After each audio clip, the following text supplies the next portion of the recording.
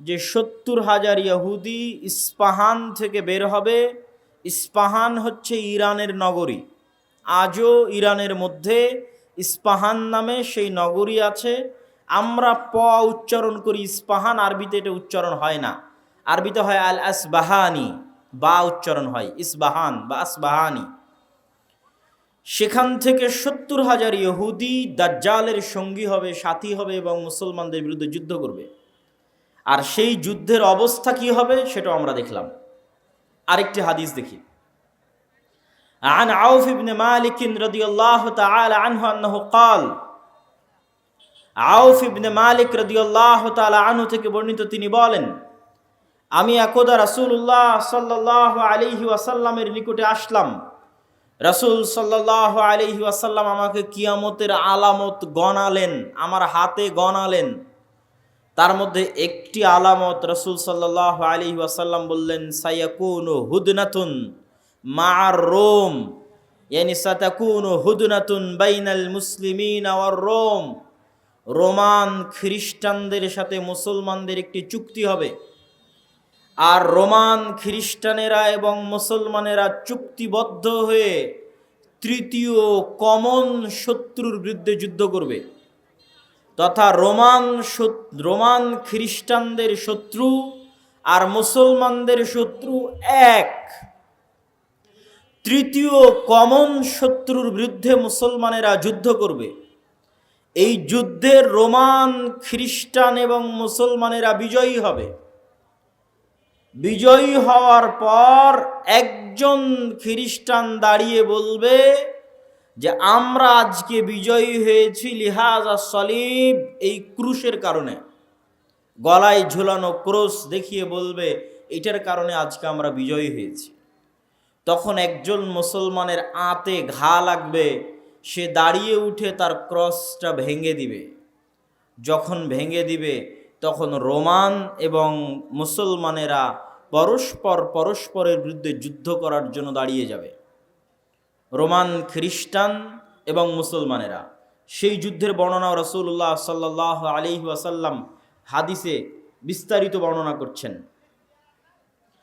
عن أبي هريرة رضي الله تعالى عنه أنه قال قال رسول الله صلى الله عليه وسلم আবু হুরায়রা রাদিয়াল্লাহু তাআলা আনহু থেকে বর্ণিত, তিনি বলেন রাসূল সাল্লাল্লাহু আলাইহি ওয়াসাল্লাম বলেছেন, লা তাকুমুস সাআহ, কিয়ামত ততদিন পর্যন্ত সংঘটিত হবে না, হাত্তা ইয়ানজিলার রোম বিল আ'মাক আও বিদাবিক, যতক্ষণ না রোমান খ্রিস্টানেরা অবতীর্ণ না হচ্ছে সিরিয়ার আমাক এবং দাবেক নামক জায়গায়।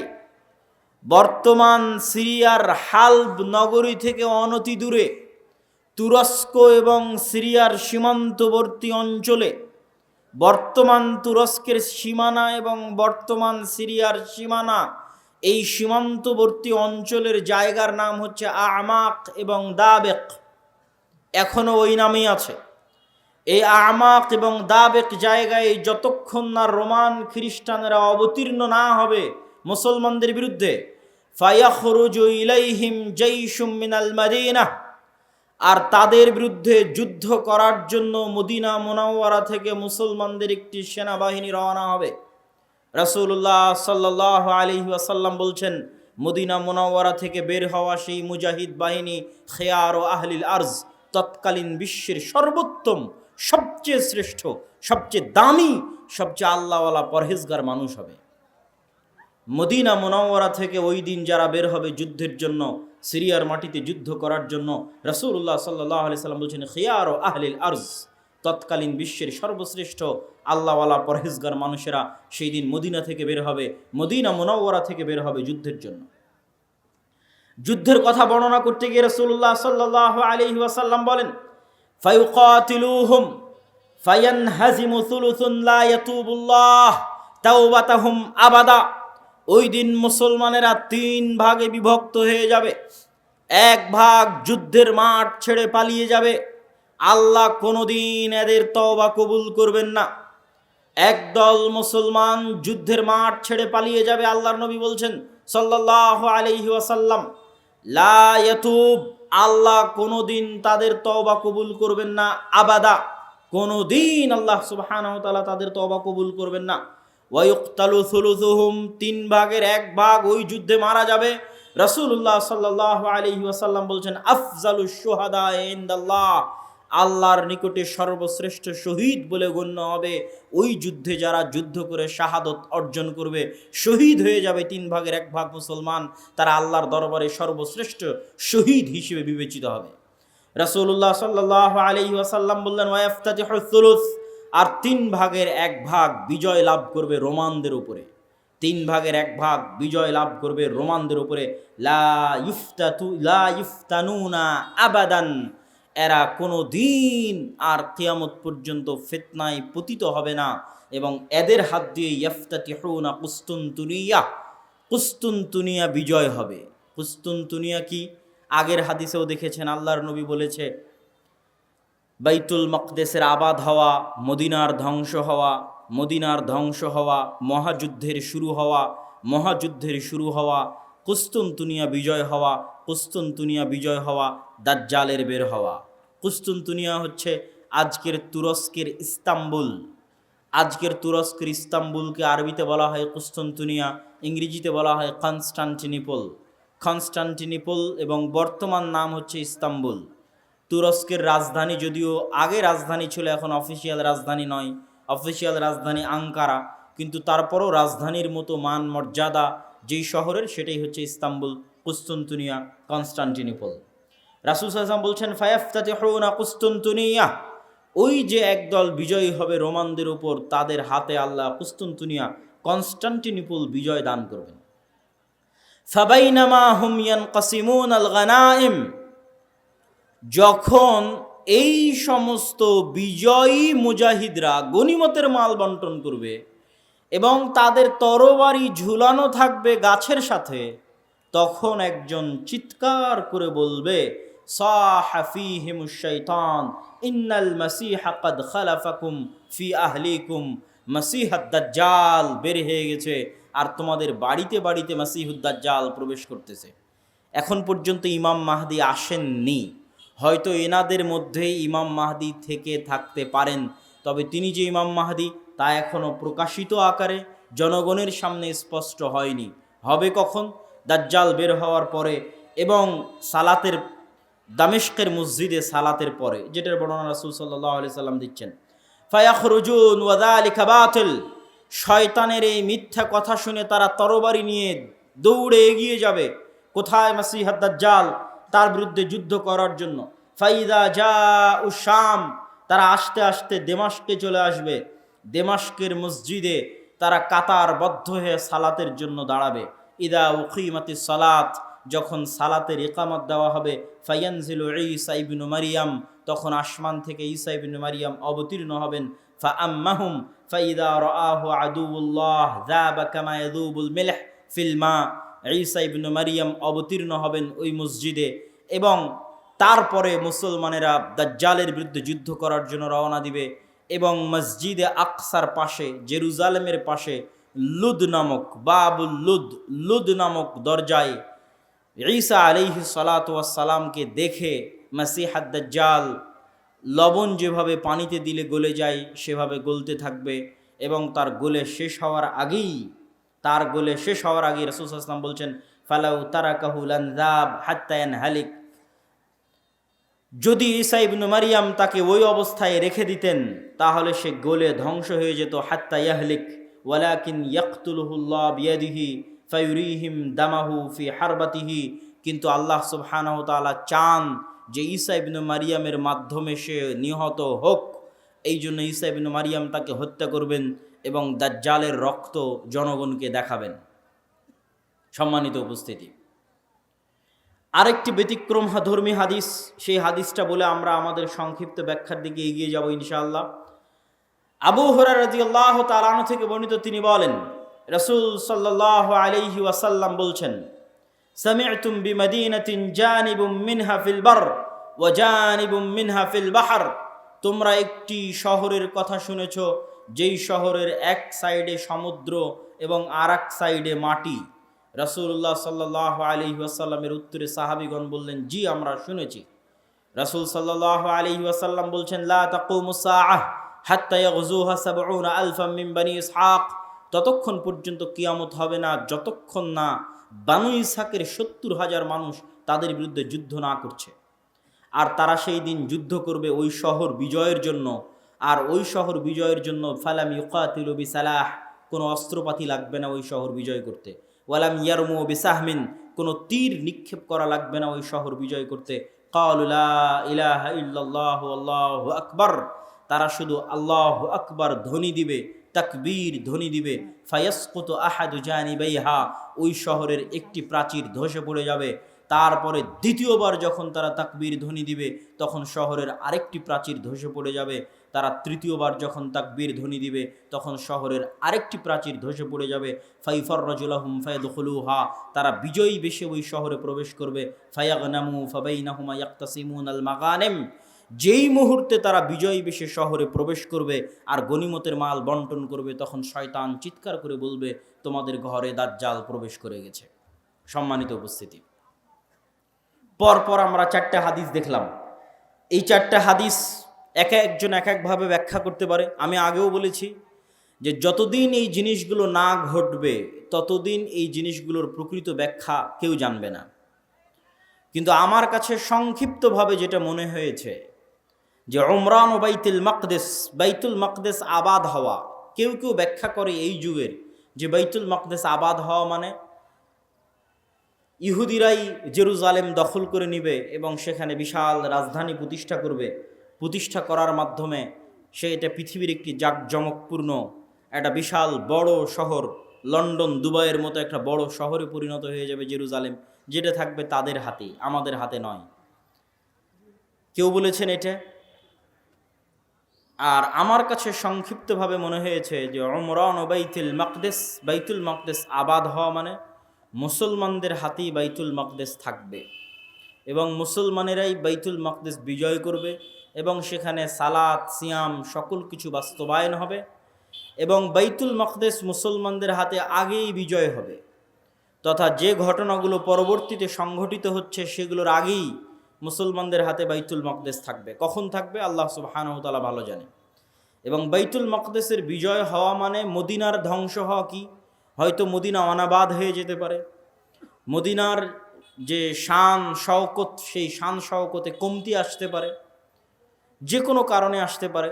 যেহেতু মুসলমানেরা বাইতুল মাকদেস ফিরে পেয়েছে সেহেতু বাইতুল মাকদেস কেন্দ্রিক মুসলমানদের নতুন কিছু তৈরি হতে পারে। যেমন উমাইয়া খেলাফাত আমলে যখন আবদুল্লাহ ইবনে জুবাইরের হাতে মক্কা এবং মদিনা ছিল, তখন উমাইয়া খলিফারা মক্কা মদিনা জিয়ারত করতে না পারার কারণে তারা তাদের সকল ধন সম্পদ খরচ করত বাইতুল মাকদেসের পিছনে।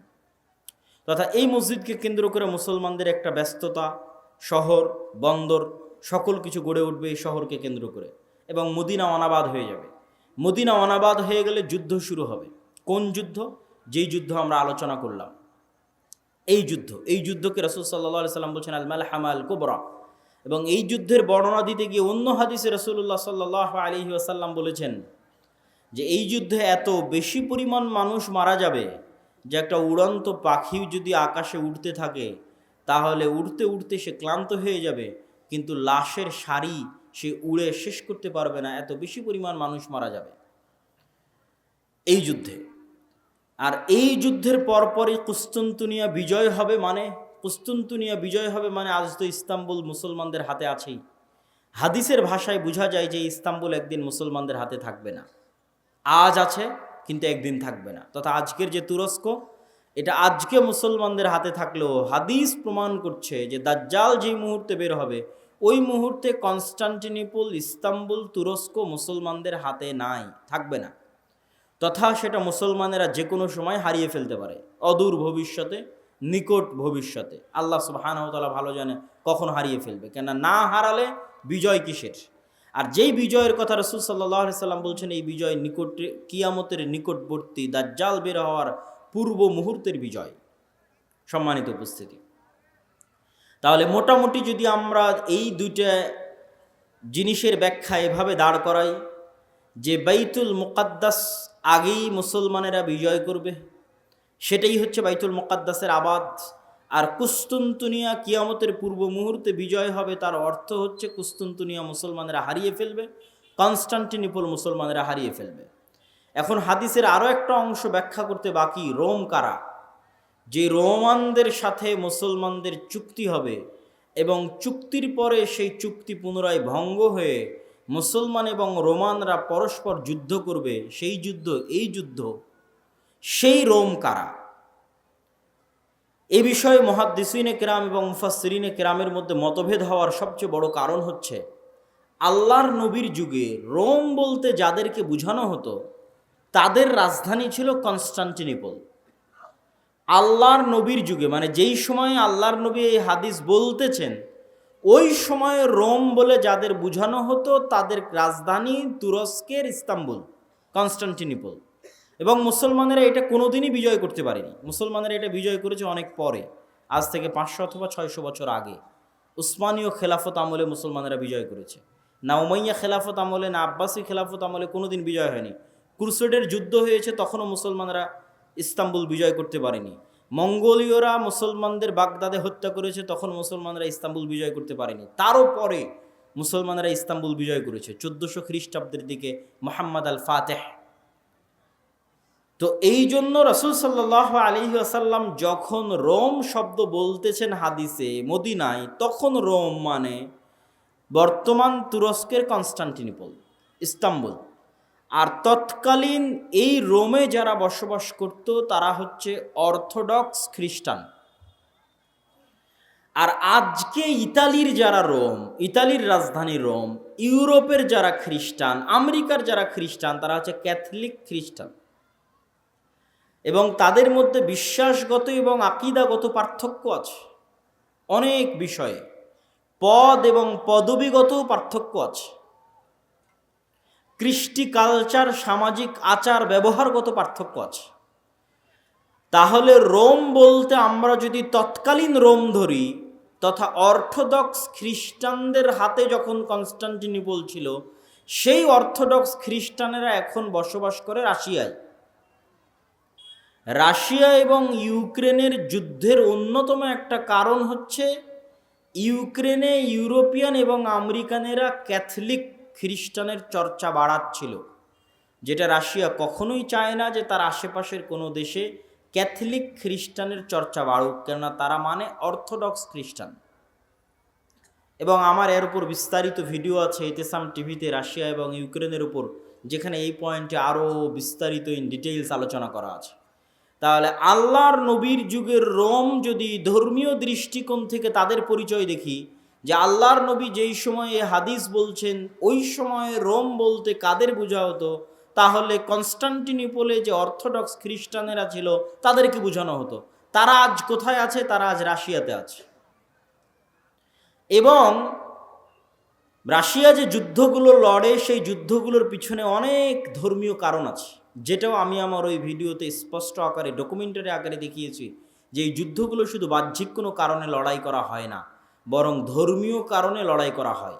যেমন আজকে ইসরায়েল এবং ফিলিস্তিনের যুদ্ধে ইসরায়েল যে যুদ্ধ করতেছে, এটা শুধু বাহ্যিক কোনো কারণ নয়, বরং এর পিছনে ধর্মীয় কারণ আছে, সেটাও বলবো বক্তব্যের শেষের দিকে ইনশাল্লাহ। আর যদি বলি যে না তারা নয়, তাহলে ইতালির রাজধানী যে রোম, ইতালির রাজধানী রোম মানে আজকের ইউরোপ, আজকের আমেরিকা, যারা আমাদের বিরুদ্ধে ক্রুসেডের যুদ্ধ করার জন্য এসেছিল, কয়েক শতাব্দী আগে বাইতুল মুকাদ্দাস খ্রিস্টানেরা দখল করেছিল, সুলতান সালাহুদ্দিন আইয়ুবী বিজয় করেছিলেন, সেই ক্রুসেডাররা, তাদের সাথে মুসলমানদের চুক্তি হবে, তৃতীয় কোনো পক্ষের বিরুদ্ধে মুসলমানেরা তাদেরকে সাথে করে নিয়ে যুদ্ধ করবে, সেই যুদ্ধে রোমানরা আর মুসলমানেরা বিজয়ী হবে। তারপরে রোমানদের একজন বলবে এই ক্রুশের কারণে বিজয়ী হয়েছিলাম, এক মুসলমান উঠে ভেঙে দিবে, তখন আবার তারা পরস্পর মুখোমুখি দাঁড়িয়ে যাবে। আর এই যুদ্ধ হচ্ছে মালহামা, যেটা সিরিয়াতে হবে। আজকের যে ফিলিস্তিন, আজকের যে ইসরায়েল, এগুলোও সিরিয়া, আজকের যে জর্ডান, এগুলোও সিরিয়া, সেই যুদ্ধ হবে সিরিয়াতে। আর ওই যুদ্ধে মুসলমানদের হেডকোয়ার্টার হবে গোতা নামক জায়গায়, যে গোতা নামক জায়গাটি হচ্ছে সিরিয়ার রাজধানী দামেস্ক থেকে অনতি দূরে। আর সেই যুদ্ধে রোমানদের হেডকোয়ার্টার হবে আমাক এবং দাবেক নামক জায়গায়, যা বর্তমান সিরিয়া এবং তুরস্কের সীমান্তবর্তী অঞ্চলে এখনও সেই নামে সেই জায়গা পরিচিত এবং জানা যায়। সম্মানিত উপস্থিতি, আজকে দাজ্জালের যে লম্বা হাদিস আছে সেই লম্বা হাদিস থেকেও দুই একটা পয়েন্ট বলে এই মাটি এই অঞ্চলের গুরুত্ব বোঝানোর আজকের এই পর্বের আলোচনার আমরা শেষের দিকে চলে যাব ইনশাআল্লাহ। দাজ্জালের হাদিস আপনারা সকলেই জানেন, কিন্তু সেই হাদিসে যে জায়গাগুলোর কথা দাজ্জাল বলেছে আমরা সেটাই একটু সংক্ষিপ্তভাবে তুলে ধরব। আপনারা তামিম আদ-দারি রাদিয়াল্লাহু তাআলা আনহুর বিখ্যাত হাদিস যদি শ্রদ্ধেয় শাইখ আব্দুর রাজ্জাক বিন ইউসুফ তার বক্তব্য শুনে থাকেন তাহলে শুনতে আরও মজা লাগবে, কিন্তু আমি শুধু ব্যাখ্যা করব এগুলোর কথা বলে ওই জায়গাগুলো কি এবং কোথায়। তো তামিম আদ-দারি রাদিয়াল্লাহু তাআলা আনহু তারা নৌকা নিয়ে সফরে বের হয়েছিলেন, 1 মাস সমুদ্রের মধ্যে ঘুরপাক খেতে থেকেছেন। ঘুরপাক খেতে খেতে যখন একটা দ্বীপে গিয়ে ঠেকেছেন, সেই দ্বীপে তাদের সাথে দাজ্জালের সাক্ষাৎ হয়েছে। দাজ্জালের সাক্ষাৎ হওয়ার আগেও একটা বড় অদ্ভুত জন্তু সেখানে দায়িত্ব পালন করছিল।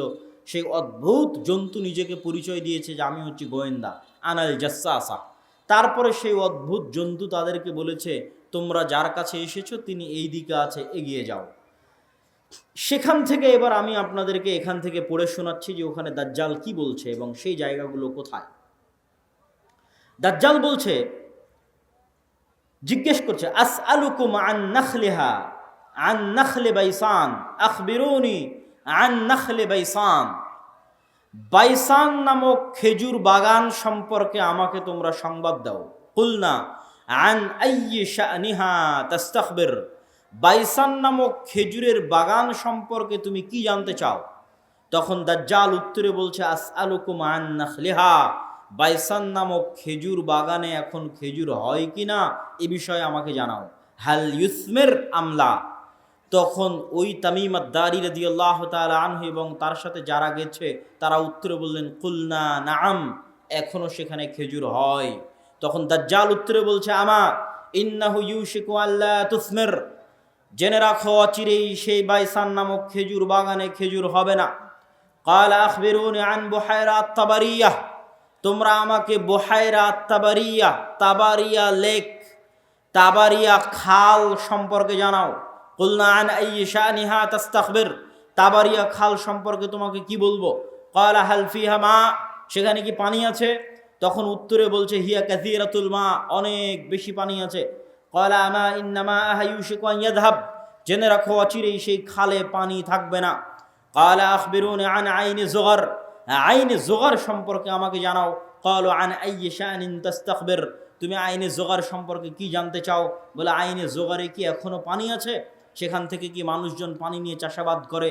তখন আমরা বললাম, হ্যাঁ, হিয়া কাসীরাতুল মা, এখনো মানুষ সেখান থেকে পানি নিয়ে চাষাবাদ করে। তখন সে উত্তরে বলল, অচিরেই সেখানে পানি থাকবে না। তখন বলছে, আখবিরুনি আন নাবিয়্যিল উম্মিয়িন। উম্মিয়িনদের নাবী সম্পর্কে আমাকে জানাও।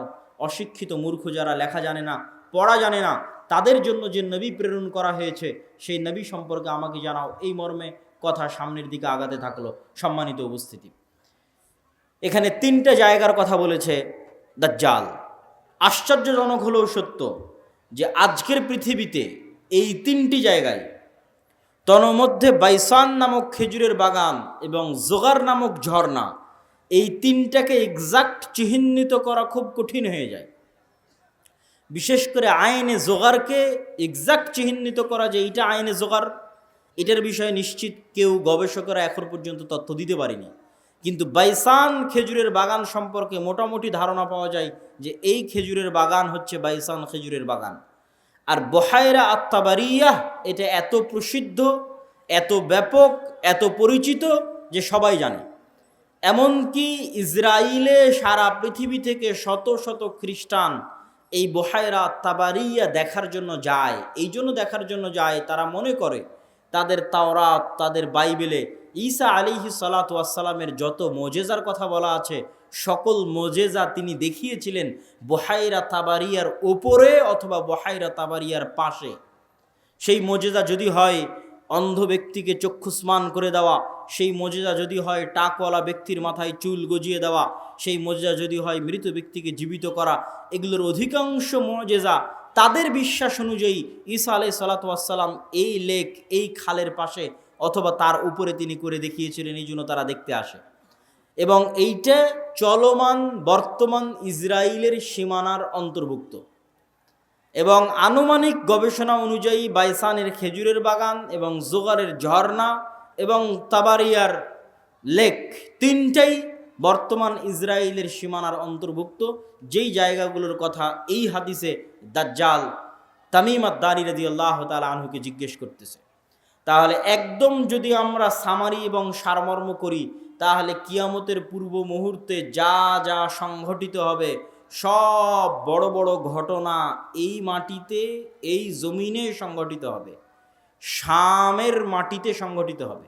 আল মসজিদুল আকসা বাইতুল মুকাদ্দাস কেন্দ্রিক যে এরিয়া, যে জগৎ, যে দেশ, সেখানে সংঘটিত হবে। এবং আমি আমার অতীতের বক্তব্যগুলোতে বলেছি যে বাইতুল মুকাদ্দাসই একমাত্র কারণ পৃথিবীর, যেই কারণে পৃথিবীর 90% মানুষ যুদ্ধে জড়িয়ে যেতে পারে, যেই কারণে পৃথিবীর 90% মানুষ যুদ্ধে জড়িয়ে যেতে পারে, তার অন্যতম একটি কারণ হচ্ছে মসজিদ আকসা। কেননা পৃথিবীর তিনটা ধর্মের মানুষ এই মসজিদের দাবিদার। ইহুদিরা দাবিদার, খ্রিস্টানেরা দাবিদার, আমরা মুসলমানেরা দাবিদার। যেহেতু তিনটা ধর্মই আসমানি দিন, আসমান থেকে এসেছে, তিনটা ধর্মের গ্রন্থই আসমানি গ্রন্থ, ওই দুইটা গ্রন্থে বিকৃতি এসেছে, ওই দুইটা ধর্মে বিকৃতি এসেছে। ইসলামে বিকৃতি আসেনি, কোরআনে বিকৃতি আসেনি। কিন্তু যেহেতু একই জায়গা থেকে আগত, এই জন্য ঘটনা, আকিদা, বিশ্বাস, কাহিনী অনেক কিছুই সেম এবং কমন।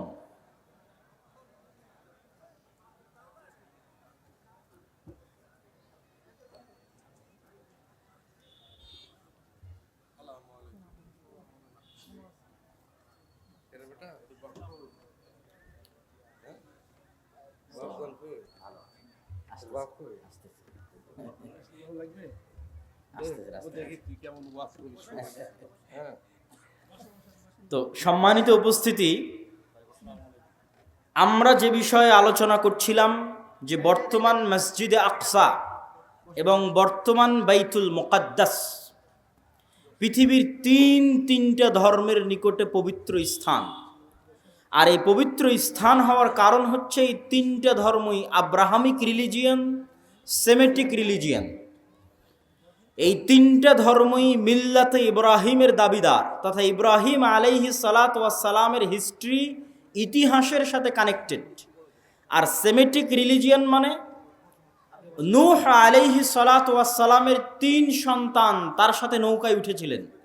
একজনের নাম ইয়াফেস, একজনের নাম হাম, আর একজনের নাম সাম। ইয়াফেসের বংশধরেরা হচ্ছে সাদা চামড়া, ইউরোপ, আমেরিকা, রাশিয়া। সামের বংশধরেরা হচ্ছে সেমেটিক তথা মেটে, শ্যামা, হালকা সাদা, হালকা শ্যামা, হালকা মেটে। India, Pakistan, Bangladesh, Saudi, Kuwait, Qatar, Bahrain, এরা হচ্ছে সামের বংশধর। হাম হচ্ছে আফ্রিকান, টোটাল আফ্রিকান এরিয়া হচ্ছে নূহ আলাইহিস সালামের সন্তান হামের বংশধর। তো পৃথিবীতে আল্লাহ যত নবী পাঠিয়েছেন সকল নবী সামের বংশে পাঠিয়েছেন। সামের বংশে ইব্রাহিম আলাইহিস সালাতু ওয়াস সালাম। এই জন্য একটা মজার জিনিস, যারা অনলাইনে আমাদের দেখছেন তারা মনে রাখতে পারেন যে কালার ডিসক্রিমিনেশনের শিকার যারা হন ইউরোপ এবং আমেরিকায়, গায়ের রঙের কারণে ডিসক্রিমিনেশনের শিকার হওয়া, বৈষম্যের শিকার হওয়া, কেননা তাদের মধ্যে একটা আভিজাত্য বোধ কাজ করে যে আমি হচ্ছি সাদা চামড়ার, আর এশিয়া থেকে যারা এসেছে তারা সাদা চামড়ার নয়।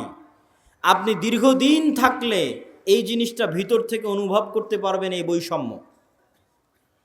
তো এটা আপনারা মজার জিনিস জেনে রাখতে পারেন যে ইউরোপ, আমেরিকা তারা যতই সাদা চামড়ার হোক, তারা যেই নবীকে সম্মান করে, শ্রদ্ধা করে, সেই নবী সাদা চামড়ার ছিলেন না। মানে ঈসা আলাইহিস সালাতু ওয়াস সালাম, ঈসা আলাইহিস সালাতু ওয়াস সালামের গায়ের রং আর আমার নবী মুহাম্মদ সাল্লাল্লাহু আলাইহি ওয়াসাল্লামের গায়ের রং এক। মানে শ্যামা, মেটে, সাদা চামড়ার সাদা নয়। তথা গোটা ইউরোপ এবং আমেরিকার মানুষ যেই নবীর অনুসারী, যেই নবীর মূর্তি তাদের গির্জায় বানিয়ে রেখেছে, যেই নবীর মা মারিয়াম আলাইহা সালাতু ওয়াস সালামের মূর্তি তাদের গির্জায় বানিয়ে রেখেছে, তারা কেউই সাদা চামড়ার ছিলেন না। এই জন্য বলেছি সেমেটিক রিলিজিয়ান। তথা আল্লাহ সুবহানাহু তাআলা সামের বংশে সকল নবী দিয়েছে, ইব্রাহিমের বংশে পরবর্তী সকল নবী পাঠিয়েছে। পৃথিবীর তিনটে ধর্ম ইব্রাহিম আলাইহিস সালাতু ওয়াস সালামের মিল্লাতের দাবিদার। এর কিছু কমন উদাহরণ আপনাকে দিই।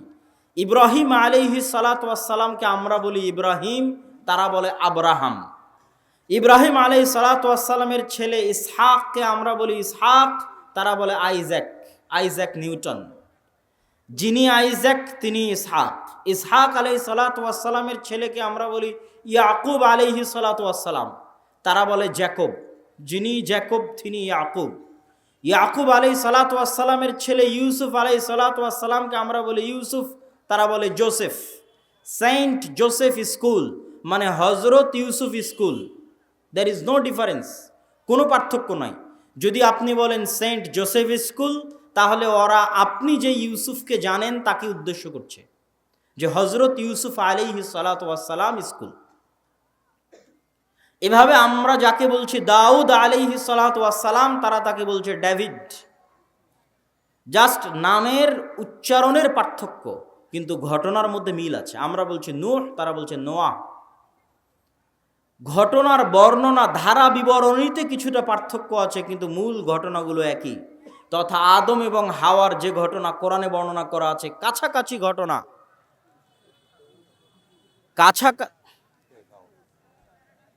কেমন আছে?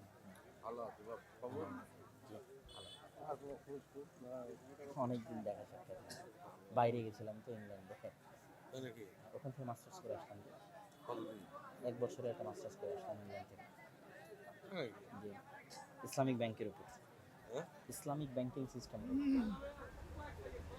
এই তানজিল ভাই, আব্বুকে ডেকে নিয়ে আসেন। নিয়ে আসতেছেন? হ্যাঁ বলতেছি, বক্তব্য শেষের দিকে চলে যাচ্ছে, দেখেন। হ্যাঁ হ্যাঁ বলবো ইনশাল্লাহ, আমি বুঝাবো, বক্তব্যের মধ্যে বলবো। ইসলামিক ইসলামিক ব্যাংকিং এবং ইসলামিক ফাইন্যান্সের উপর মাস্টার্স। আমার বুঝে তো মনে হয় না সেটা সব ভালো। ইসলামী ব্যাংকে টাকা দেওয়া তো হাট আপনার।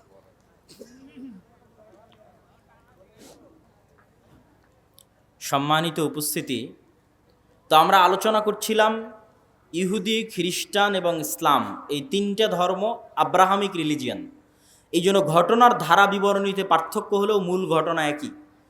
তথা তাওরাত এবং ইঞ্জিলে আজও লেখা আছে যে মানুষ বানর থেকে তৈরি হয়নি, মানুষ আদম আলাইহিস সালাম থেকে তৈরি হয়েছে। আমরা বলছি আদম, তারা ওভাবেই বলতেছে। আমরা বলছি হাওয়া, তারা বলছে ইভ। হাওয়া আলাইহিস সালাতু ওয়াস সালামের নামটা চেঞ্জ হয়ে গেছে, ঘটনা একই। আমরা যেমন আমাদের কোরআনে মহাপ্লাবনের ঘটনা আছে নূহ আলাইহিস সালাতু ওয়াস সালামের, কাছাকাছি ওই রকমই মহাপ্লাবনের ঘটনা আজও তাওরাত এবং ইঞ্জিলে আছে। ঘটনার ধারা বিবরণীতে পার্থক্য হতে পারে, কেন ওগুলো বিকৃত হয়ে গেছে। ঠিক তেমনি কুরবানির কথা, ইব্রাহিম আলাইহিস সালাম তার সন্তানকে কুরবানি করছেন, এই কথা তাওরাত জাবুর ইঞ্জিলেও আছে। কিন্তু তারা পরিবর্তন করে দিয়েছে যে ইব্রাহিম আলাইহিস সালাম ইসহাক আলাইহিস সালাতু ওয়াস সালামকে কুরবানি করছেন, আর কোরআন বলছে ইব্রাহিম আলাইহিস সালাতু ওয়াস সালাম ইসমাইলকে কুরবানি করছেন। তো যাক, আমরা সরাসরি বাইতুল মুকাদ্দাসের দিকে চলে আসি এবং আমার বক্তব্যের শেষের দিকে এগিয়ে যাওয়ার চেষ্টা করব। তো ইব্রাহিম আলাইহিস সালাতু ওয়াস সালামের 2 সন্তান ইসহাক এবং ইসমাইল। আজকের পুরো পৃথিবীর ইসরায়েল কেন্দ্রিক যে পলিটিক্স, ফিলিস্তিন কেন্দ্রিক যে পলিটিক্স, এটা যদি বুঝতে চান তাহলে আপনাকে এই জিনিসটা ক্লিয়ার কনসেপ্ট রাখতেই হবে যে আসলে কেন এই জিনিসগুলো ঘটতেছে। তো ইব্রাহিম আলাইহিস সালাতু ওয়াস সালামের 2 সন্তান ইসহাক এবং ইসমাইল। ইসহাক আলাইহিস সালাতু ওয়াস সালাম হচ্ছেন সারা আলাইহা সালাতু ওয়াস সালামের সন্তান, আর ইসমাইল হচ্ছে হাজেরা আলাইহা সালাতু ওয়াস সালামের সন্তান। ইব্রাহিম আলাইহিস সালাতু ওয়াস সালাম সারার সন্তান ইসহাককে নিয়ে থাকতেন জেরুজালেমে। ইব্রাহিম আলাইহিস সালাতু ওয়াস সালাম থাকতেন কোথায়? জেরুজালেমে। আল্লাহ কোরআনে বলছেন নাজ্জাইনাহু ওয়া লূতান ইলাল আরদিল্লাতী বারাকনা ফিহা লিল আলামিন। আমি ইব্রাহিমকে আশ্রয় দিয়েছি এই মাটিতে, লূতকে আশ্রয় দিয়েছি এই মাটিতে, যেই মাটিতে আমি বরকত রেখেছি সারা পৃথিবীর মানুষের জন্য, ওই মাটি জেরুজালেমের মাটি। লূত আলাইহিস সালাতু ওয়াস সালামের শহর উল্টিয়ে দেওয়ার পরে আল্লাহ তাকে আশ্রয় দিয়েছেন জেরুজালেমে। আর ইব্রাহিম আলাইহিস সালাতু ওয়াস সালাম তিনি যখন ইরাক থেকে হিজরত করে এসেছেন, তখন আল্লাহ সুবহানাহু ওয়া তাআলা তাকে আশ্রয় দিয়েছেন জেরুজালেমে। তার বাপ আজর তাকে ইরাকের ব্যাবিলন নগরী থেকে তাড়িয়ে দিয়েছিলেন। তাহলে ইব্রাহিম আসলেন জেরুজালেমে, লূত আসলেন জেরুজালেমে। ইব্রাহিমের সন্তান ইসহাক ছিল জেরুজালেমে, ইসহাকের সন্তান ইয়াকুবও ছিল জেরুজালেমে। আর ইব্রাহিম আলাইহিস সালাতু ওয়াস সালাম আরেক সন্তান ইসমাইলকে রেখে আসলেন 1500 কিলোমিটার দূরে মক্কায় কাবা ঘরের পাশে। তাহলে একই সাথে একই সময়ে আল্লাহ ইব্রাহিম আলাইহিস সালামের দুই সন্তানকে দিয়ে পৃথিবীর দুইটা মসজিদ আবাদ করাচ্ছেন। আল্লাহর নবী এবং পবিত্র কোরআন বলছে, ইন্না আউওয়ালা বাইতিন উযিআ লিন-নাস বিবাক্কা, পৃথিবীর বুকে প্রথম মসজিদ তৈরি হয়েছে মক্কায় আল্লাহর ইবাদতের জন্য। আর আল্লাহর নবী বলছেন মক্কার 40 বছর পর, কাবার 40 বছর পর মসজিদ তৈরি হয়েছে আল মসজিদ আল আকসা, বাইতুল মুকাদ্দাস। তাহলে ইব্রাহিম আলাইহিস সালাতু ওয়াস সালামের এক সন্তান ইসহাক এবং তার বংশধরেরা আবাদ করছে মসজিদ আকসা, আর ইব্রাহিম আলাইহিস সালাতু ওয়াস সালামের আরেক সন্তান ইসমাইল এবং তার বংশধরেরা আবাদ করছে কাবা, একই সময়ে একই সাথে। আর ইব্রাহিম আলাইহিস সালাতু ওয়াস সালাম নিজে জেরুজালেম থেকে মক্কায় যাতায়াত করেছে 4 থেকে 5 বার। একবার হাজেরা আলাইহিস সালাতু ওয়াস সালাম এবং ইসমাইলকে রাখতে গেছেন, একবার জবাই করতে গেছেন, একবার কাবা ঘর তৈরি করতে গেছেন, একবার ছেলেকে এমনি দেখতে গেছেন, পাননি, স্ত্রীকে তালাক দিয়ে আসতে বলেছেন। লম্বা ঘটনা সহিহ বুখারীতে পাবেন। তাহলে ইব্রাহিম আলাইহিস সালাতু ওয়াস সালাম পৃথিবীর একমাত্র নবী যিনি একই সাথে এই দুইটা পবিত্র মসজিদের সাথে কানেক্টেড, একই সাথে। হুয়া ইব্রাহিম আলাইহিস সালাতু ওয়াস সালাম, তিনি ইব্রাহিম আলাইহিস সালাতু ওয়াস সালাম 5 বার মক্কা থেকে ফিলিস্তিন জেরুজালেম যাতায়াত করেছেন। এবার আসেন হিস্ট্রি সামনের দিকে আগাতে থাকলো। ইউসুফ আলাইহিস সালাম কুয়ায় পড়ে মিশরের বাজারে বিক্রি হয়ে গেলেন। আজকে যেমন ফিলিস্তিন আর মিশর পাশাপাশি, গাজায় আপনি ত্রাণ পাঠাতে পারবেন না মিশর ছাড়া, ওই কালেও একই অবস্থা ছিল, ফিলিস্তিন মিশর পাশাপাশি। ফিলিস্তিনের কুয়াতে পড়ে বিক্রি হলেন মিশরে অর্থমন্ত্রী হলেন, বাপ ভাই দাদা সবকে ডেকে পাঠালেন। 70 জনের পরিবারের বিশাল বহর নিয়ে ইয়াকুব আলাইহিস সালাম গেলেন মিশরে। এই প্রথম ইসহাকের বংশধরেরা ফিলিস্তিন ছেড়ে মিশর চলে গেল। মিশরে ইউসুফ আলাইহিস সালামের রাজত্ব এবং তার পরবর্তীদের রাজত্ব 1-150 বছর থাকলো। তারপরে যখন বিরোধী পার্টি ক্ষমতায় চলে আসলো, তথা ফেরাউন কিবতীরা যখন ক্ষমতা দখল করে নিল, তো আগের ক্ষমতায় যারা সবচেয়ে বড় জোট ছিল ওদেরকে হত্যা করতে লাগলো। আগের ক্ষমতায় যে বাদশাহ ছিল মিশরের, তার সবচেয়ে বড় জোট ছিল বানু ইসরাইল, ইউসুফ আলাইহিস সালাতু ওয়াস সালাম, তো এদেরকে হত্যা করো। আর ফেরাউন জানতো যে আমি ক্ষমতা হারালে এদের কাছে ক্ষমতা হারাবো, অতএব এদের শিশুদের হত্যা করো, যেন আমার ক্ষমতা দখল করার মতো কেউ না আসে। ওয়াইজ নাজ্জাইনাকুম মিন আলি ফিরআউনা ইয়াসুমুনাকুম সুআল আযাব ইউযাববিহুনা আবনাকুম ওয়া ইস্তাহিউনা নিসাআকুম, আমি তোমাদেরকে ফেরাউনের কবল থেকে বাঁচিয়েছি, যে ফেরাউন তোমাদের ছেলে সন্তানদের জবাই করত। আল্লাহ পবিত্র কোরআনে বলছেন ছেলে সন্তানদের জবাই করত। আজকের ফেরাউন বানু ইসমাইলের ছেলে সন্তানদেরকে গাজায় হত্যা করতেছে। দিন পরিবর্তন হয়েছে, টার্গেট একই। কেননা তারা জানে যে এই ফিলিস্তিন থেকে এমন সন্তান বের হবে যাদের হাতে তাদের পতন অনিবার্য, পতন অবশ্যম্ভাবী। এই জন্য বেরিয়ে যেন হতে না পারে, এই জন্য আগে শিশুই হত্যা করে দাও, যেমন ফেরাউন হত্যা করত। সম্মানিত উপস্থিতি, তারপরে ফেরাউনের অত্যাচারে থেকে বানু ইসরাইলকে বাঁচানোর জন্য আল্লাহ মুসা আলাইহিস সালামকে পাঠালেন। মুসা আলাইহিস সালাতু ওয়াস সালামের লম্বা ঘটনা, তিনি বানু ইসরাইলকে সাথে করে নিয়ে পালিয়ে যাচ্ছেন।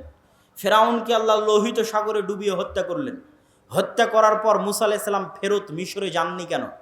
এই জন্য মিশরে ফেরত যাননি যে মুসা আলাইহিস সালাম পালিয়ে যাচ্ছিলেন না, মুসা আলাইহিস সালাম ইজ রিটার্নিং ব্যাক, ফেরত যাচ্ছিলেন।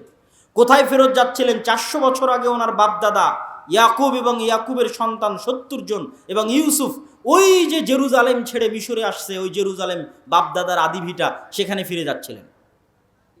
ইতিহাসের সত্য মিথ্যা জানা যায় না, কিন্তু ইতিহাসে লেখা আছে যে ইউসুফ আলাইহিস সালাম মিশরে মারা গেলেও তাকে তিনি ওসিয়ত করে গেছিলেন কবর দেওয়ার জন্য জেরুজালেমে।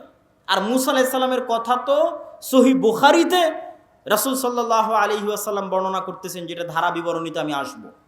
তো আপনি যদি আজকের ম্যাপে দেখেন, লোহিত সাগর পার হয়ে ফিলিস্তিনে যাবেন, মিশর থেকে লোহিত সাগর ক্রস করে ফিলিস্তিনে যাবেন, গুগল ম্যাপে দেখবেন ফিলিস্তিনে ঢোকার আগে বিশাল মরুভূমি, সিনাই মরুভূমি।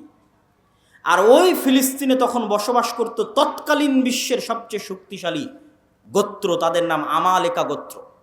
তো ওদের সাথে যুদ্ধ করে জিতে জেরুজালেম জয় করতে হবে, এই জন্য অপেক্ষায় বসে আছেন সিনাই মরুভূমিতে। সিনাই মরুভূমি যেহেতু মরুভূমি, আর লোহিত সাগরের পানি যেহেতু লবণাক্ত, এই জন্য কোনো খাবার নাই, না মরুভূমিতে কোনো ফলমূল হয়, না মরুভূমিতে কোনো পানি আছে। এই জন্য সূরা বাকারায় বানু ইসরাইলের ঘটনা পড়ে দেখবেন যে আল্লাহ মুসা আলাইহিস সালাতু ওয়াস সালামকে বললেন, তুমি লাঠি দিয়ে পাথরে আঘাত করো, তোমার সম্প্রদায়ের জন্য ঝর্ণা তৈরি করে দিচ্ছে। তুমি আল্লাহর কাছে দোয়া করো, আর জান্নাত থেকে মান্না এবং সালোয়া পাঠিয়ে দিচ্ছে। জান্নাত থেকে পাখির আকারে এবং গাছে ঝুলন্ত আকারে, বাড়ির উপরে গাছে ঝুলন্ত আকারে জান্নাত থেকে মান্না এবং সালোয়া আসতো, কেননা মরুভূমিতে কোনো খাবার ছিল না। তারপরে মুসা আলাইহিস সালাতু ওয়াস সালাম তাদের নিয়ে জেরুজালেম বিজয় করতে যাবেন মর্মে যুদ্ধের ঘোষণা দিলেন। এরা ছিল নিমক হারাম কওম। আল্লাহর এত বড় নিয়ামত দেখার পরও এরা বলল, ইযহাব আনতা ওয়া রাব্বুকা ফাকাতিলা, মুসা আপনি আর আপনার আল্লাহ গিয়ে যুদ্ধ করেন, আমরা যুদ্ধ করতে পারবো না। বলেন নাউজুবিল্লাহ। এই জন্য মুসা আলাইহিস সালাম জেরুজালেম বিজয় করতে পারেননি। তখন মুসা আলাইহিস সালাতু ওয়াস সালাম আল্লাহর কাছে দোয়া করেছিলেন, যেন আমার লাশ, আমার মৃত্যু যেন জেরুজালেমের এত নিকটে হয় যে একটা ঢিল মারলে, যেন জেরুজালেম থেকে বাইতুল মুকাদ্দাস থেকে একটা ঢিল মারলে আমার কবরে এসে পড়ে। মুহাম্মদ সাল্লাল্লাহু আলাইহি ওয়াসাল্লাম বুখারীর হাদিসে বলছেন, আমি যদি আজ ফিলিস্তিনে থাকতাম তোমাদের দেখাতাম যে কোথায় মুসা আলাইহিস সালাতু ওয়াস সালামের কবর আছে। সম্মানিত উপস্থিতি, তারপরে ধারা বিবরণী আমি সংক্ষিপ্ত আকারে আজকের পর্যন্ত আপনাকে আমি বুঝিয়ে দিচ্ছি। তারপরে ইউশা বিন নুনের মাধ্যমে জেরুজালেম বিজয় হলো। আমার আগের বক্তব্য শুনে দেখবেন আল্লাহ জেরুজালেম বিজয়ের দিন সূর্যকে থামিয়ে দিয়েছিলেন। সূর্যকে থামিয়ে দিয়ে ইউশা বিন নুন জেরুজালেম বিজয় করেছিলেন। তারপরে আস্তে আস্তে আস্তে আস্তে দাউদ এবং সুলাইমান আলাইহিস সালাতু ওয়াস সালাম আসলেন। দাউদ এবং সুলাইমান আলাইহিস সালাতু ওয়াস সালাম পৃথিবীর সবচেয়ে বড় রাজত্ব জেরুজালেমে কায়েম করলেন। সুলাইমান আলাইহিস সালাম দ্বিতীয়বার মসজিদ আকসা নির্মাণ করালেন জিনদেরকে দিয়ে। আর পৃথিবীর অত শক্তিশালী, অত বড় রাজত্ব পৃথিবীতে আগে আর কোনোদিন হয়নি, পরেও কোনোদিন হবে না। সেটা কায়েম হলো জেরুজালেমে। তারপরে দাউদ এবং সুলাইমানের পরে আস্তে আস্তে চলে আসলেন ঈসা আলাইহিস সালাতু ওয়াস সালাম।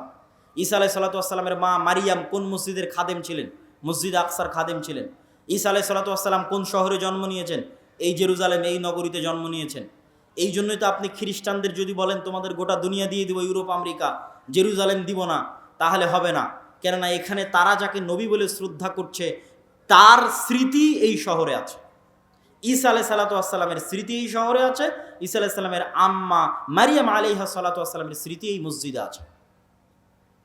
আর ইহুদিদের স্মৃতি আছে এই যে মুসা, দাউদ, সুলাইমান, তাদের লম্বা স্মৃতি বললাম। ইয়াহইয়া এবং জাকারিয়া আলাইহিমুস সালাতু ওয়াস সালাম এই শহরেই ছিলেন। ঈসা আলাইহিস সালাতু ওয়াস সালাম দিয়ে আল্লাহ বানু ইসরাইলের নবী দেওয়া বন্ধ করে দিলেন। ওই যে ইসহাক আলাইহিস সালাতু ওয়াস সালাম থেকে শুরু হয়ে গোটা দুনিয়ার হিস্ট্রি আপনাকে 5 মিনিটে বলে দিলাম। ঈসা আলাইহিস সালাতু ওয়াস সালামে এসে আল্লাহ বানু ইসরাইলের নবী পাঠানো স্টপ। ওই যে এবার 5000 বছর যাবত ইব্রাহিমের আর এক সন্তান, তার সন্তানেরা আবাদ করতেছে মক্কায় কাবা। 1000 বছর যাবত আবাদ করতেছে। আল্লাহ ওটাকে সেভ রেখেছিলেন। পৃথিবী আল্লাহ সুবহানাহু ওয়া তাআলা কিভাবে ফাংশন করবেন এটা তার পূর্ব পরিকল্পিত, পূর্ব প্ল্যান। সেই ফাংশন করার জন্য ইব্রাহিম আলাইহিস সালাতু ওয়াস সালামের এই সন্তানে মাত্র একজন নবী আল্লাহ সুবহানাহু ওয়া তাআলা পাঠিয়েছেন। তিনি হচ্ছেন আমাদের নবী মুহাম্মদ সাল্লাল্লাহু আলাইহি ওয়াসাল্লাম, যিনি মক্কায় আসলেন। মক্কায় এসে তিনি নবীর দাবি করলেন এবং হেরাক্লিয়াসের দরবারে আবু সুফিয়ানকে জিজ্ঞেস করা হলো যে মুহাম্মদ সাল্লাল্লাহু আলাইহি ওয়াসাল্লামের পূর্বে কি আর কেউ নবী দাবি করেছিল? আবু সুফিয়ান বলল, না, মুহাম্মাদের পূর্বে মক্কায় আর জীবনে কোনোদিন কেউ নবী দাবি করেনি। হেরাক্লিয়াস বলল, যদি বলতে যে তার পূর্বে কেউ নবী দাবি করেছিল তাহলে আমি বলতাম দেখা দেখি নবী দাবি করছে। যেহেতু পূর্বে কেউ নবী দাবি করেনি, অতএব ভাবতে হবে যে মুহাম্মদ সাল্লাল্লাহু আলাইহি ওয়াসাল্লাম কেন নবী দাবি করছেন। তুমি আমাকে বলো, ওই মক্কায় মুহাম্মদ সাল্লাল্লাহু আলাইহি ওয়াসাল্লামের পূর্বে কেউ কি রাজা বাদশাহ ছিল? আবু সুফিয়ান বলছে, না, কেউ তো রাজা বাদশাহ ছিল না। 1000 বছর যাবৎ আমরা জানি না যে এই বংশে, এই অঞ্চলে কোনোদিন রাজত্ব ছিল, বরং আজীবন এরা রোমান এবং পারস্য এম্পায়ারের অধীনে তাদের জীবন কাটেছে। ওখানে কোনোদিন রাজত্ব তৈরি হয়নি, মক্কা কেন্দ্রিক কোনো রাজত্ব তৈরি হয়নি। তখন বলছে, তাহলে তো অবশ্যই ভাবতে হয়, যদি তুমি বলতে এখানে কোনোদিন রাজা ছিল তাহলে আমি বলতাম যে বাপের দেখা দেখি, বাপদাদার সম্পত্তি, বাপদাদার রাজত্ব ফিরে পাওয়ার জন্য এখন নিজে নবুয়তের দাবি করছে। যেহেতু মক্কা কেন্দ্রিক কোনোদিন রাজত্ব তৈরি হয়নি, মক্কায় কোনোদিন কেউ নবী দাবি করেনি, আবার তোমরা বলছো যে ওখানে ইব্রাহিমের সুন্নাত পাওয়া যায়, মানে হেরাক্লিয়াস স্বপ্নে দেখেছিল আরবদের মধ্যে যারা খাতনা করে। হেরাক্লিয়াস সব পাদ্রীদের ডেকে বলছে, কারা খাতনা করে? পাদ্রীরা বলল, শুধু ইহুদিরা খাতনা করে। বললাম, না, আমি স্বপ্নে দেখেছি আরবদের মধ্যে কারা খাতনা করে। আরবদের মধ্যে কেউ খাতনা করে আমি তো জানি না। তখন আবু সুফিয়ানকে ডেকে নিয়ে এসে জানা গেল মক্কার কুরাইশরা যুগ যুগ ধরে খাতনা করে আসতেছে। কেন? মক্কার কুরাইশদের আদি পিতা তো ইসমাইল আলাইহিস সালাতু ওয়াস সালাম, যিনি ইব্রাহিমের সন্তান। এটা ইব্রাহিমের সুন্নাত, মিল্লাতে ইব্রাহিমের সুন্নাত। সম্মানিত উপস্থিতি, এই জায়গায় হলো সুপারিয়রিটিতে ধাক্কা। ইহুদি এবং বানু ইসরায়েলের যে সুপারিয়রিটির থিওরি, পৃথিবীর মাত্র দুটা জাতি এত ভয়ঙ্কর সুপারিয়রিটিতে বিশ্বাস করে যা পৃথিবীর আর কোনো জাতি বিশ্বাস করে না, একটা ব্রাহ্মণ আর একটা ইহুদি। হিন্দুদের মধ্যে যে 4টা গ্রুপ আছে তার মধ্যে একটা হচ্ছে ব্রাহ্মণ। তারা বিশ্বাস করে যে তারা হচ্ছে খোদার মাথা থেকে, তাদের প্রভুর মাথা থেকে সৃষ্টি হয়েছে, এই জন্য তাদের সম্মান মর্যাদা সবার উপরে, বাকি সব তাদের গোলাম। শূদ্র বৈশ্য ক্ষত্রিয় যা আছে সব তাদের গোলাম। আর এরা বিশ্বাস করে যারা আল্লাহর সন্তান, বলেন নাউজুবিল্লাহ, এরা বিশ্বাস করে এরা আল্লাহর সন্তান। এবং এদের সবচেয়ে বড় গর্ব হচ্ছে যে ইব্রাহিমের সন্তান, ইসহাকের বংশধর। যদিও আজকের আধুনিক বিশ্বে কোনো প্রমাণ নাই যে চলমান ইসরায়েলে যারা বসবাস করছে এরা ইব্রাহিম আলাইহিস সালাতু ওয়াস সালামের ব্লাডলি কানেক্টেড। কি জন্য প্রমাণ নাই? আমার আগের আলোচনা থেকেই দলিল পেয়ে যাবেন। আগের আলোচনায় বলেছি ইব্রাহিম আলাইহিস সালাতু ওয়াস সালাম নূহের সন্তান সামের বংশধর, না নূহের সন্তান হামের বংশধর, না নূহের সন্তান ইয়াফিসের বংশধর? কি বক্তব্য শুনলেন? কার বংশধর? সামের বংশধর। আর সেমিটিকদের গায়ের কালার কীরকম হয়? সেমিটিকদের গায়ের কালার হচ্ছে মেটে, শ্যামা, সাদা চামড়া তো ইয়াফেস। তাহলে ইউরোপ এবং আমেরিকার গায়ের চামড়া, গায়ের কালার নিয়ে এসে ফিলিস্তিনে বসে দাবি করবা যে তুমি ইসহাক আলাইহিস সালাতু ওয়াস সালামের বংশধর, ইয়াকুব আলাইহিস সালাতু ওয়াস সালামের বংশধর, দিস ইজ ইম্পসিবল। এটা হতেই পারে না, অসম্ভব। অন্তত গায়ের চামড়ায় তো মিলতে হবে, গায়ের রঙে তো মিলতে হবে। এই জন্য কোনো ঐতিহাসিক ডকুমেন্ট নাই যে তারা তার সন্তান, কিন্তু দাবি করে। তো ওই দাবির ভিত্তিতে আমরা আলোচনা করতেছি যে তাদের যে সুপারিয়রিটি থিওরি, যে আমরা আল্লাহর সন্তান এবং আমরা ইব্রাহিম আলাইহিস সালাতু ওয়াস সালামের অমুক সন্তানের পরবর্তী বংশধর, এই জন্য আমাদের জন্য দয়া, আমাদের জন্য রহমত, আর বাকি পৃথিবীর সব গোলাম। সবকে যদি আমরা মেরে হত্যা করি তবুও কোনো পাপ হবে না। ভাই, এটা বিশ্বাস করে, আল্লাহর কসম করে বলছে, এটা বিশ্বাস করে, না হলে এত নিষ্ঠুর হওয়া মানুষের জন্য সম্ভব নয়। আপনি যখন বিশ্বাস করবেন যে এই সমস্ত মানুষকে হত্যা করলে আমার গুনাহ হবে না, তখনই আপনি এত নিষ্ঠুর হতে পারবেন। যে গত 10 দিনে আপনি 9-10,000 মানুষকে হত্যা করছেন, কিন্তু আপনার অন্তর কাঁপে না। কেন কাঁপে না? আপনি তো বিশ্বাসই করেন না যে গুনাহ হবে। ওই যে সুপারিয়রিটি থিওরি, সারা পৃথিবীর সব মানুষকে যদি হত্যা করে দেওয়া হয় তবুও তাদের দৃষ্টিতে তারা গুনাহগার হবে না, কেন? তারা হচ্ছে আল্লাহর সন্তান আর বাকি সব হচ্ছে গোলাম। এই হচ্ছে তাদের বিশ্বাস। এই সুপারিয়রিটি থিওরিতে সবচেয়ে বড় ধাক্কা দিয়েছে মোহাম্মদ সাল্লাল্লাহু আলাইহি ওয়াসাল্লাম। কেন? মোহাম্মদ সাল্লাল্লাহু আলাইহি ওয়াসাল্লামও বললেন আমি ইব্রাহিমের বংশধর। কথা কি আমার বুঝতে পারছেন? মোহাম্মদ সাল্লাল্লাহু আলাইহি ওয়াসাল্লাম ইব্রাহিমের সন্তান ইসমাইলের বংশধর, বানু ইসমাইল। আর তারাও জানতো যে আরবে শেষ নবী আসবে। এই জন্য ঈসা আলাইহিস সালাতু ওয়াস সালামের মৃত্যুর পরে অনেক ইহুদি মদিনায় চলে গেছিল। বানু কুরাইজা, বানু কায়নুকা, বানু নাজির সবগুলো চলে গেছিল মদিনায়। তারা অপেক্ষা করছিল তাদের মধ্যে শেষ নবী আসবে, আরবে আসবে, তাদের বংশে আসবে। কিন্তু যখন দেখলো না তাদের বংশে আসলো না, মুহাম্মদ সাল্লাল্লাহু আলাইহি ওয়াসাল্লাম বানু ইসমাইলের বংশে শেষ নবী দাবি করলো, তাহলে মুহাম্মদ সাল্লাল্লাহু আলাইহি ওয়াসাল্লাম দুই দিক থেকে তাদের সুপারিয়রিটিতে আঘাত করলেন। এক, তুমি রক্তে যতই দাবি করো তুমি ইব্রাহিমের বংশধর, তো আমি মোহাম্মদও দাবি করছি আমি ইব্রাহিমের বংশধর, আমি ইসমাইলের বংশধর। অতএব রক্তে আমার উপর তোমার কোনো প্রাধান্য আর থাকলো না। শেষ, আমার উপর তোমার প্রাধান্য রক্তে থাকলো না। এই জিনিসটা তারা বুঝে গেল। এবং তারা এটাও বুঝে গেল যে মুহাম্মদ সাল্লাল্লাহু আলাইহি ওয়াসাল্লামের কওমের জন্য আল্লাহর পক্ষ থেকে তাদের কিতাবে বর্ণিত যত ওয়াদা, যত রহমত, যত বরকত, সব রহমত, সব বরকত এবার মুহাম্মদ সাল্লাল্লাহু আলাইহি ওয়াসাল্লাম এবং তার উম্মতের জন্য আসবে। এই জন্য তাদের পৃথিবীতে সবচেয়ে বড় শত্রু হচ্ছে ইসলাম এবং মুসলমানেরা। দুইটা কারণে। অন্যদেরকে তো ওরা বিশ্বাসই করে না যারা ইব্রাহিমের বংশধর। অন্তত তাদের কিতাবে তো ইব্রাহিমের আর এক সন্তান ইসমাইলের নাম লেখা আছে, যে ইব্রাহিমের আর এক সন্তান ইসমাইল। এবং তারা এটা বিশ্বাস করে যে আরবরা হচ্ছে ইসমাইলের বংশধর।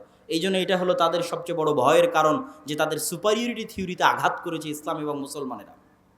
সম্মানিত উপস্থিতি, আজকের এই জেরুজালেমে যে ভয়াবহ অবস্থা তৈরি হয়েছে, এই ভয়াবহ অবস্থার পিছনে কারণ কি? আগের যুগের অনেক ইতিহাস আমি অন্য বক্তব্যে আলোচনা করেছি।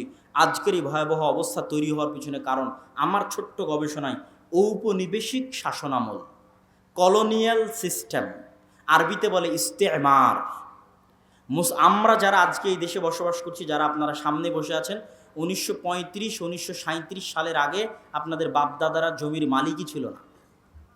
আপনি আজকে যে জমির দলিল নিয়ে দাবি করছেন এই জমি আমার, এই দাবি 35-37-এর আগে এই অঞ্চলের মানুষ করতে পারত না। কেননা আমাদের বাপদাদারা 190 বছর ছিল ব্রিটিশদের গোলাম, তথা আমরা ছিলাম কলোনি, ব্রিটিশের কলোনি। এই জন্য 190 এবং 200 বছর গোলামি করতে করতে আমাদের রক্তের মধ্যে গোলামি ঢুকে গেছে। আর এই দেশ ছেড়ে যখন ব্রিটিশরা গেছে 3টে দেশে ভাগ করে গেছে, ভারত, বাংলাদেশ, পাকিস্তান। ঠিক সারা পৃথিবীর প্রায় মুসলিম দেশই কোনো না কোনো ইউরোপিয়ান কান্ট্রির কলোনি। তারপরে হচ্ছে এই ছোট্ট ভাঙতে ভাঙতে ওর মধ্যে থেকে ইসরায়েল বের করে দিয়েছে। তথা ইসরায়েল হচ্ছে ঔপনিবেশিকের ফল, ঔপনিবেশিক শাসন আমলের সন্তান।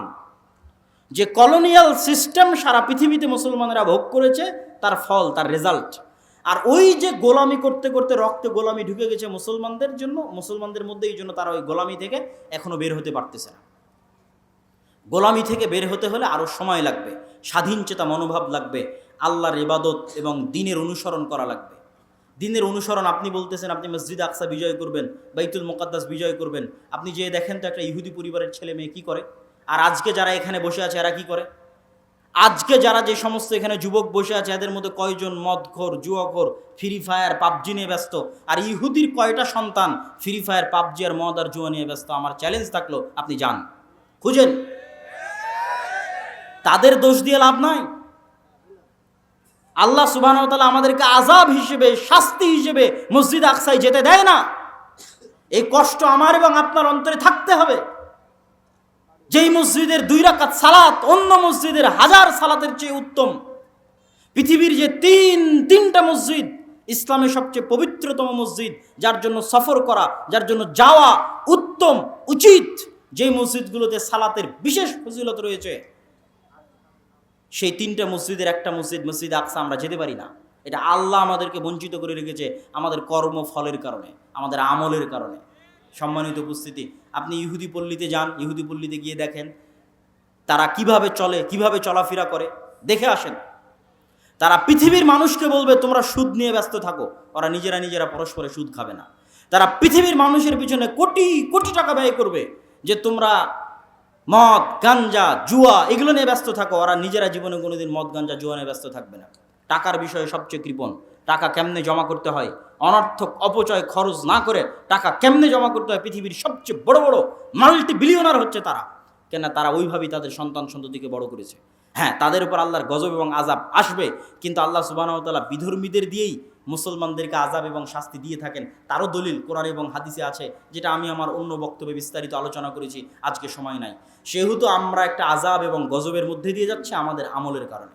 আমাদের অন্তরে ব্যথা থাকতে হবে যে আমরা হজ এবং উমরা করতে গেলেও, মক্কা মদিনায় গেলেও মসজিদ আকসায় যেতে পারি না। আজ থেকে 100 বছর আগে, গত 1300 বছর এমন কোনো মুসলমান নাই যারা হজ উমরা করতে গেছে আর মসজিদ আকসায় যায়নি। হজের ট্রিপ মানেই মসজিদ আকসাহের ট্রিপ হবে। সম্মানিত উপস্থিতি, এই জন্য সুলতান সালাহুদ্দিন আইয়ুবী শপথ করেছিলেন যতদিন আল্লাহ তার 3টা মসজিদের একটা মসজিদকে খ্রিস্টানদের কবল থেকে মুক্ত না করবে, ততদিন সুলতান সালাহুদ্দিন আইয়ুবী আল্লাহর আরাক মসজিদ মক্কা এবং মসজিদে নববী জিয়ারতের জন্য যাবে না।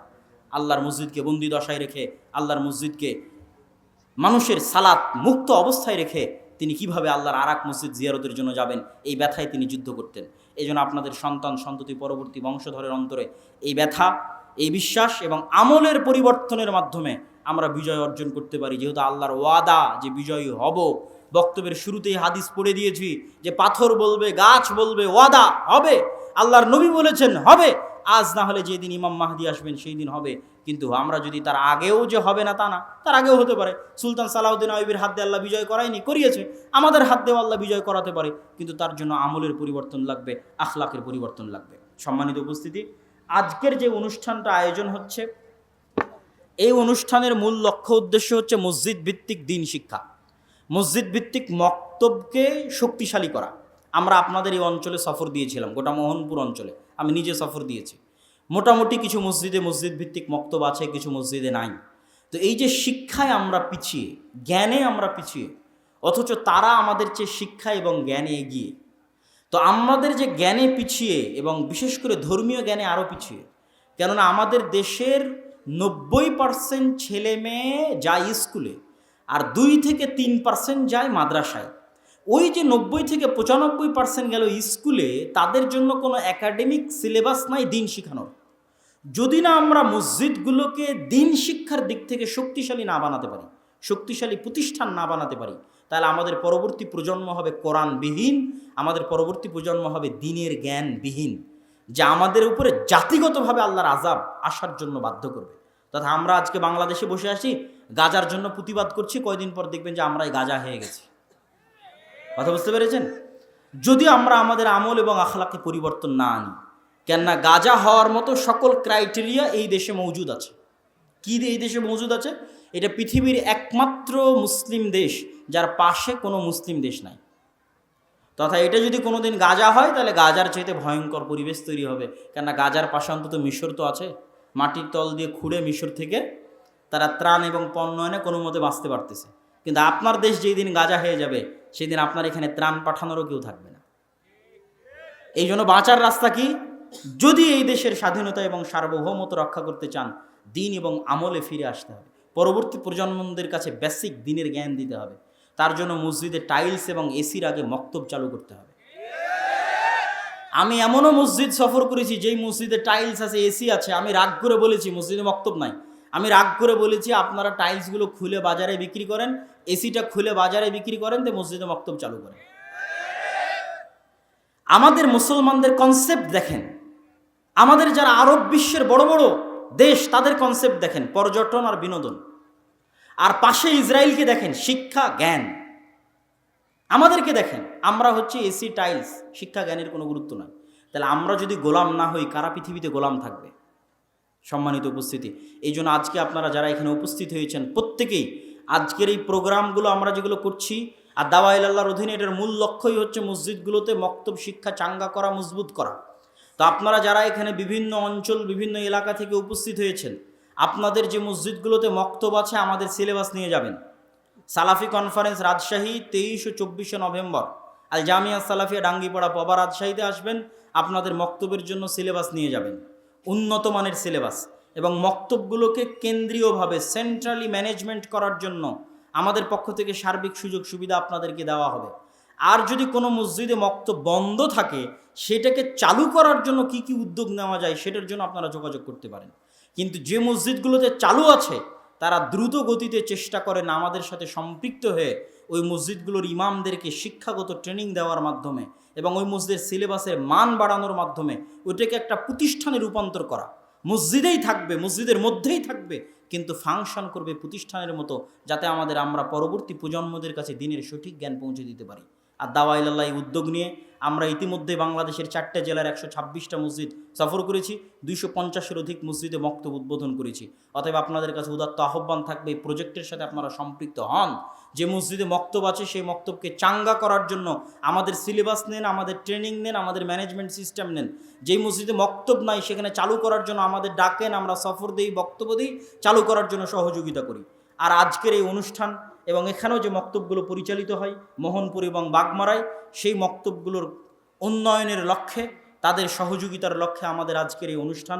অতএব আপনারা এই প্রজেক্টে দান করার চেষ্টা করবেন, সহযোগিতা করার চেষ্টা করবেন। আপনাদের একটা টাকার মাধ্যমেও যদি মুসলমানের একটা সন্তানও কোরআন শিখে, আলিফের একটা অক্ষর শিখে, তো আপনি কবরে চলে গেছেন 500